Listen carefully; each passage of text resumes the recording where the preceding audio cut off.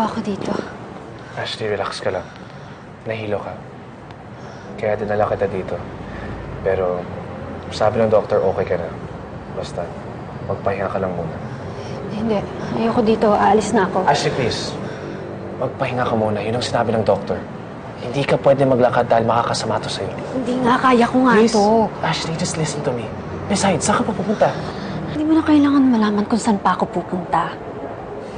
Pwede ba? Huwag mo na akong pakilaman. Ashley, I can't do that. I'm sorry.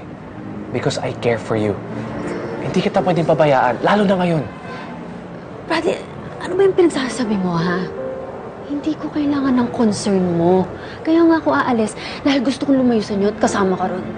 So if you want to help me, just stay away from me. Hindi nga pwede, Ashley. Because you're pregnant. Look, nakausap ko na yung doktor mo. Yun ang lumabas sa lab test, nabuntis ka. At wala nang pwede maging ama kundi ako. Di ba, Ashley?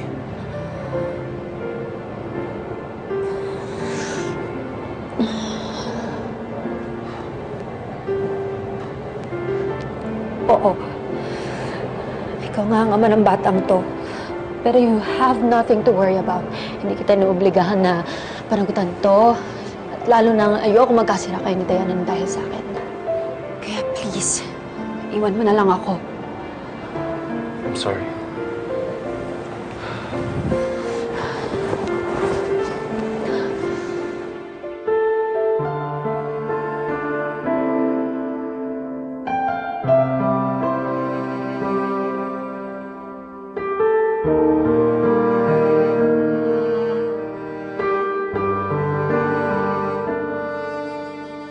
Matagal tayo nagtiis. Kaya it's time that we think about ourselves. Para sa'yo, para sa ating dalawa gagawin ko.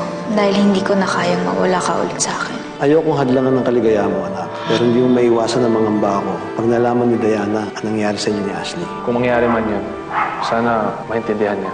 Pero mas madali sana yun kung ibang tao. Problema kasi dyan, kapatid niya si Ashley.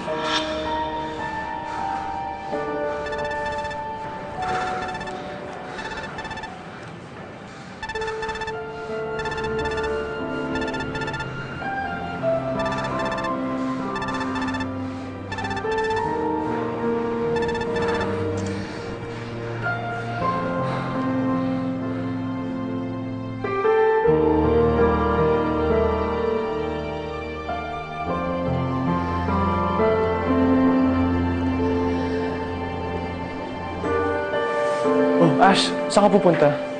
Kala ko nakaalis ka na. Babayad dapat ako ng hospital bills para makaalis na ako. You don't have to worry about it. Ako na bahala doon.